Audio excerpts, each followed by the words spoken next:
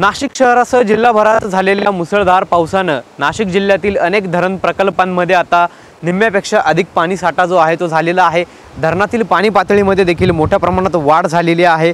सरासरीपेक्षा अधिक पाऊस झाल्यानं अनेक धरणातून पाण्याचा विसर्ग देखील करण्यात आलेला आहे। गंगापूर धरणातून जवळपास जायकवाडी धरणाला 18 TMC पाणी जे आहे ते गेल्याची आकडेवारी समोर आलेली आहे। गंगापूर धरणात सध्या 60% अधिक पाणी साठा आहे।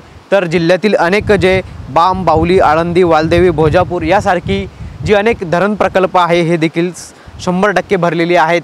त्यामुळे अनेक धरणातून पाण्याचा विसर्ग देखील जो आहे तो सुरू करण्यात आलेला आहे। मात्र शहरात गेल्या 2 दिवसांपासून पावसाने जरी विश्रांती घेतलेली असली तरी देखील काही धरणांमधून अद्यापही पाण्याचा विसर्ग जो आहे तो आपल्याला सुरू असल्याचं बघायला मिळत आहे। आपण सध्या गंगापूर धरणावरती आहोत। गंगापूर धरणावरील जर दृश्य बघितले तर आपल्याला या ठिकाणी पाणी जे आहे ते आपल्याला निम्म्यापेक्षा अधिक धरणामध्ये भरल्याचं या ठिकाणी बघायला मिळत आहे। धरणाच्या पाणलोट क्षेत्रात सुरू असलेल्या संततधार पावसानं पाणी पातळीमध्ये वाढ झालेली आहे आणि त्यामुळे आता पाण्याचा देखील विसर्ग जो आहे तो गोदावरी नदी पात्रामध्ये करण्यात आला होता। मात्र आता पावसानं विश्रांती घेतल्याने जो विसर्ग जो आहे तो काही प्रमाणात कमी करण्यात आलेला आहे। जर आणखी पाऊस सुरू राहिला, वाढला तर आणखी धरणातून विसर्ग केला जाण्याची देखील शक्यता आहे।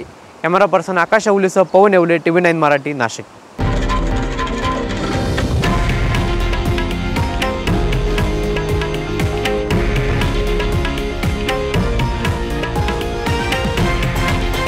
हे आहे देशातील नंबर 1 न्यूज नेटवर्क आणि आपण पाहत आहात TV9 मराठी, एकमेव।